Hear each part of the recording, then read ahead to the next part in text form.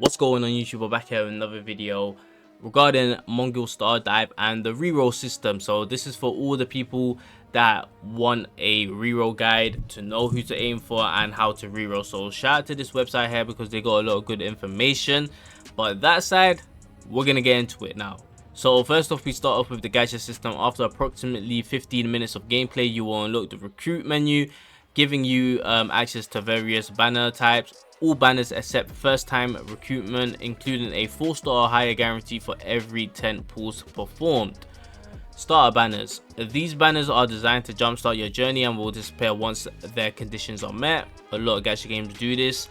So first time recruitment, currency, compass of expedition, tutorial, guaranteed, provides a 10 pull multi-summon with one random 4-star character guaranteed. No, it is impossible to obtain 5-star characters here. The banner expires after a single multi pull. Now here, eternal promise, recruit, currency, compass of promise, guaranteed a random standard 5-star character within 20 pulls. Discount features a 10 pull for the price of 8 discount. You only need 16 total pulls to hit the 20 pull guarantees. Okay, so this is actually not like how other gacha games do it, to be fair. They're doing it a bit different. So rates 1% for 5-star characters, 6% for 4-star characters, artifacts 93% for 3-star artifacts. Okay, then we have new friend over here as well. Availability unlocks only after the internal promise banner expires. So once you've done your 2 multis on this one, it seems like this one will pop up. And it has also the compass of promise, so it's the same currency, a standard 5-star character of your choice within 50 pulls, rates identical to eternal promise. So it does seem like you could start off with, you know, the characters you want, to be fair. So damn, would you really need to reroll, considering like obviously this one's going to be random, right? But here you could choose. So interesting. Then you have the limited time rate up banner as well, which is going to be Esther. Maybe this is the banner most of you guys want to reroll on, because she is going to be a top tier character, and well, she looks good too. So currency, company of destiny, so it's a whole different one. Of course, hard pity, guaranteed featured 5-star character within 90 pulls. Yes, there is no 50-50. So yeah, once you get a 5-star SSR, whatever you want to call it, is definitely going to be Esther. So there is that. Soft pity starts at 75 and it increases. Bonus every time you pull the feature rate up character, you are rewarded with 10 compass of memory. Nice. Rates 1%, of course, same as before. 3% featured 4 stars, 3 specific characters, 3% for other 4-star artifacts. Okay. PE progresses and carries over between successive rate up banners. Artifact rate up as well. So guaranteed feature 5-star artifacts. So think of this as the Lycon, the weapon, whatever, right? And you know, it starts at 65, the soft PE, and goes up, and yeah, it carries over too. So yeah, there is a character banner and an artifact banner. There is no 50-50. It's kind of nice, but I don't know. I hate weapon banners and stuff like that, man. I really just wish they went a different route with stuff like that in the game. Then you have the permanent recruitment.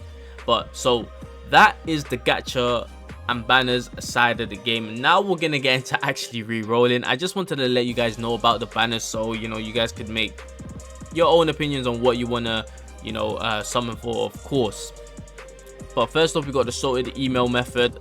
If you guys been playing gacha games, you guys should know what this is.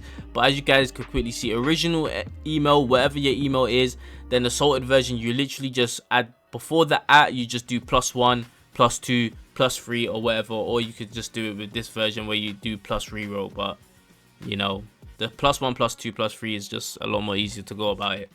Then you have the multi-instance method, PC emulators. So this is where you have the game open on multiple basically multiple on the emulator, so like BlueStacks or whatever. I wish I know more off the top of my head. LD player, yeah, I don't know, it's not hard to find emulators, to be fair. But yeah, you could basically just have a whole bunch of instances, so you will have the game open on just like so many instances, and you could just, you know, I believe you could just sync it, then it will, on one of the instances that you're actually, you know, pressing the button on and stuff, all the other instances will follow because, you know, you synced it. Then, you know, you could just simultaneously just play it and, you know, just basically summon a whole bunch of times, right? Because you have so many instances open. That could definitely be a good route, and whatever instance you get a good one on, that's the one you can main. Then you have the optimized reroll route. To maximize your efficiency, follow these steps. Speedrun the tutorial, skip all cutscenes and dialogues, focus on reaching the recruit menu, unlocked after approximately 15 minutes. Is there a skip button? Oh, well, I don't know if there was a skip button or not. I can't remember. Collect mailbox rewards, of course. The first time pulled, use your compass of expedition on the tutorial banner. Remember, you cannot get a 5-star here. Okay. Then targeting the 5-star. Spend your compass of promise on the eternal promise banner. Since you get a 5-star within 20 pulls at a discounted price of 16, this is your primary target success. Bind the account to your main email, social media. Failure, log out and start again with a new sorted email. Who should you aim for? So let's skip all of this. Resources, okay, based on current data, the amount of compass of destiny provided at the start of the game is extremely limited. The time sink, attempting to snipe at 1% limited unit with only 3 pulls without a guest account and the 30-day deletion lock is statistically exhausting, which is true. The verdict, unless you are prepared to spend days, okay, let's just skip over that, man, because that is a drag. Especially with, you know, other games like NTE coming out in like a week or two, right? Like, you're not trying to spend days rerolling, man. The golden start strategy, instead of chasing the limited unit, aim for the top tier standard synergy. Since you have guaranteed random 5-star within 20 pulls and a selector within 50, your goal should be G1. If you want to get S as the only standard support, better longevity. Even with a win specific kit, supports generally suffer less from power creep, which is true. Then you also have Flare, highly recommended as the only 5-star destroyer. She is top tier and makes boss fights significantly easier. And all standard units are viable against their respective elements.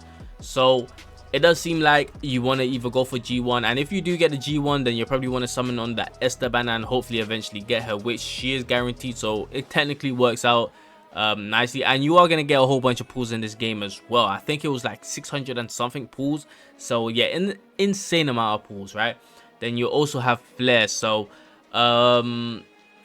you know, maybe you could get both, to be fair, right? If you're lucky enough to get G1 or someone or Flare on this banner, then you select G1 or whatever on this banner, then boom, that could be definitely the top tier reroll. So getting either G1 or Flare on one of the banners, then just going for the other one on the other banner, right? Is rerolling mandatory? No. Yep, whatever about that. But that's the banners in the game, and that's how you would want to reroll in the game. So you either want to have multiple emails, do the multi-instance, or do the sorted emails. And it does seem like if you do want to go for specific characters, you definitely want to get G1 or Flare on one of the banners, then go for the other one on the other banner. And if you do get G1, it does seem like going for an Esther would be pretty good too. But that's going to be it for the video. I just wanted to quickly make this one to help you guys out. That's going to be it from me. Hope y'all enjoyed it. Like, subscribe, and up. Catch you guys in the next one. I'm out.